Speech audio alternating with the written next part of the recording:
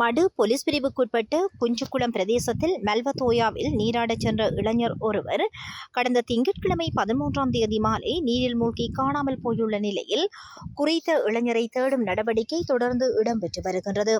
போலீசார் மற்றும் அப்பிரதேச மக்கள் இணைந்து தேடிய போதும் நேற்று செவ்வாய்க்கிழமை மாலை வரை குறித்த இளைஞன் மீட்கப்படவில்லை. குறித்த இளைஞன் காணாமல் போனமை குறித்து மடு போலீசாருக்கு கிடைத்த முறைப்பாட்டை தொடர்ந்து மடு போலீசார் விசாரணைகளை ஆரம்பித்த நிலையில் குறித்த இளைஞன் நீராடச் சென்ற பகுதிக்கு சென்ற போலீசார் மற்றும் அப்பிரதேச மக்கள் தேடுதல்களை மேற்கொண்டனர். எனினும் இதுவரை குறித்த இளைஞன் மீட்கப்படவில்லை. சம்பவத்தில் 23 வயதுடைய புசல்லாவ பகுதியைச் சேர்ந்த ஒருவரே காணாமல் போயுள்ளதாக தெரிவிக்கப்படுகின்றது.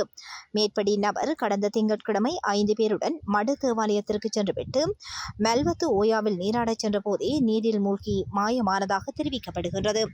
அதற்கமைய காணாமல் போன நபரை கண்டறியும் நடவடிக்கையில் மடு போலீசார் அப்பிரதேச மக்களின் உதவியை பெற்று தேடுதல் நடவடிக்கையில் ஈடுபட்டு வருகின்றமை குறிப்பிடத்தக்கதாகும்.